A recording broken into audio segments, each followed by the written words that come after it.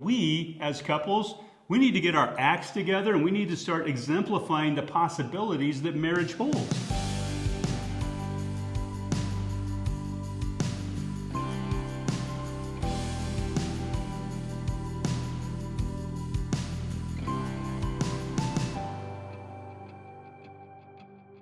Americans, we've got a serious problem on our hands. We're being pulled in every direction right now. There are forces at play that are dividing us politically, culturally, morally, ethically, and spiritually. Now you have to realize that there's a bigger game being played behind the scenes and that all the crisis around us is merely a distraction. So true. Today we want to talk about the role that your marriage plays in the social and political unrest in this country and the part that you play by default when you are doing nothing versus the part you play when you get proactive by turning your marriage around. Now, we have a civil war on many fronts in this country, and it's not much different than the war between the states in 1861. Now, often it's sister against brother fighting for causes that they don't fully understand in any real depth. We've got family turning against family because they bought into some expertly proliferated propaganda. Now, what's going on isn't much different than the Nazi propaganda that marshaled a nation of youth to ultimately support genocide. Now, in about 2 minutes, I'm going to tell you what this has to do with your marriage. But for now, I want you to listen really closely because I'm going to read to you an excerpt from Hitler's Mein Kampf, his blueprint for Nazi propaganda. Now, listen closely.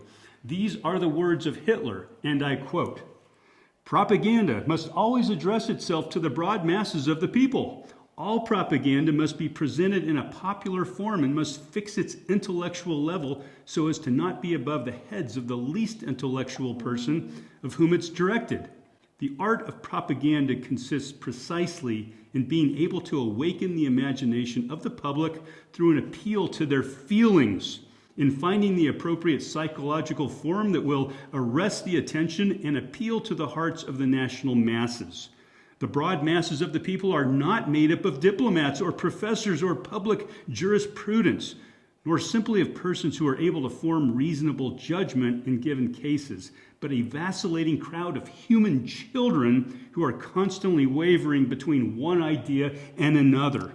The great majority of a nation is so feminine in character and outlook that its thought and conduct are ruled by sentiment rather than by sober reasoning. Now, as to the methods to be employed, he explains, propaganda must not investigate the truth objectively, and so far as it is favorable to the other side, it must present only that aspect of the truth which is favorable to its own side." Now, does that sound creepily similar to what's going on in mainstream media today? Wow. In 1989, the BBC did a documentary called The Fatal Attraction of Hitler, and it explored the story of Hitler's rise to power and the spell that he managed to cast over the population. But it wasn't until his suicide that spell was broken. Now, my question is, how did he get the population to be so susceptible and so gullible? Well, the answer, as far as I can see, is that they had their defenses down, kind of like a weakened immune system. Now, Germany, like most of the world, it had just experienced a depression. Its people were hurting and vulnerable, and they were vulnerable to anybody with a vision. And we know what that vision led to. Well, in America today, we have a generation or two of young people that are grasping for anything to believe in and identify themselves with.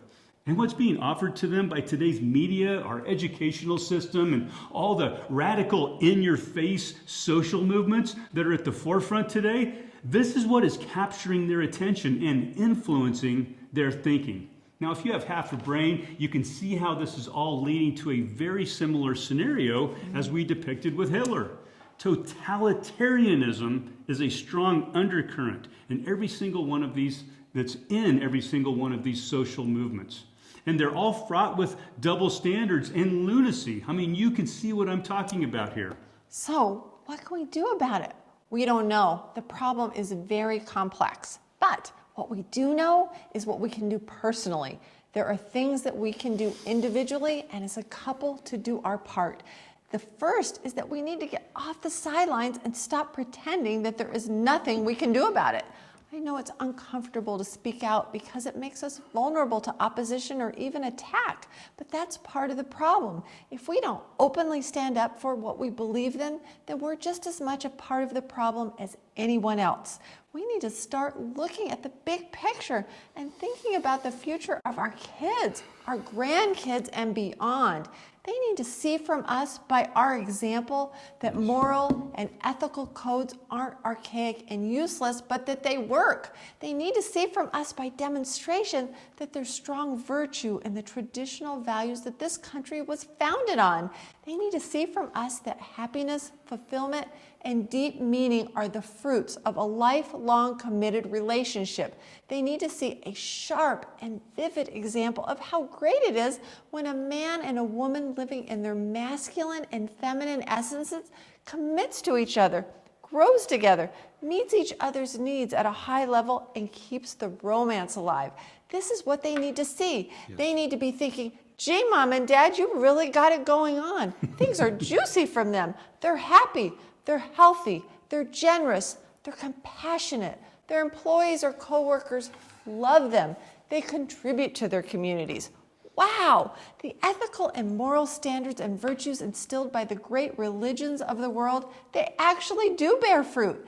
They need to be seeing that from us. Does that make sense?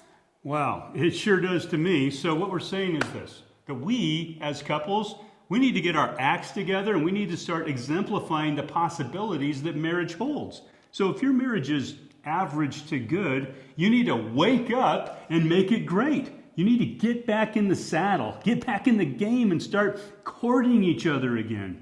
You need to take those things that you've stuffed or put on the back burner and you need to work them out. I mean, start taking care of business. Go to a marriage program together. Start collaborating on your life together. If your marriage is suffering or maybe you're contemplating divorce, you need to forget about bailing out. It's not even an option. Trust us on this.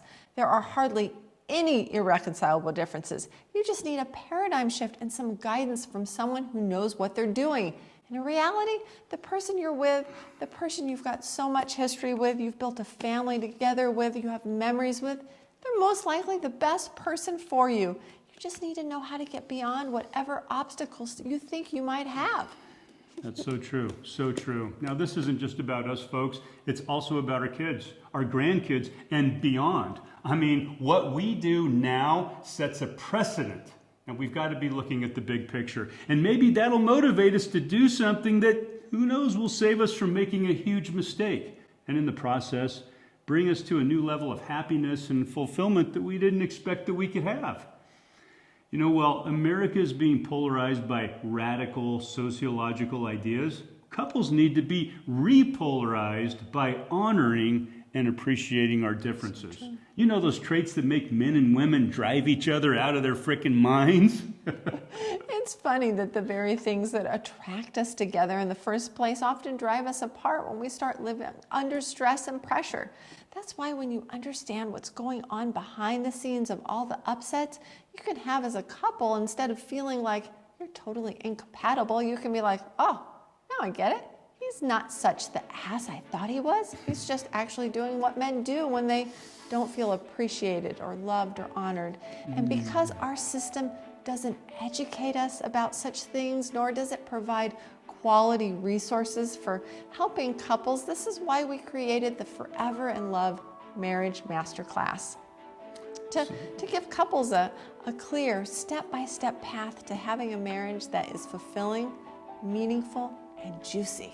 So we're convinced that if we can start exemplifying to younger generations what is possible in a marriage, that we can certainly be at least a part of the solution to some of today's biggest challenges. Now, another way to be a part of the solution is to subscribe to our channel. Give us a thumbs up, comment below, and share what we're doing with all your friends. We'd really, really appreciate that. So thanks for being here, and we'll see you next time. See you next time.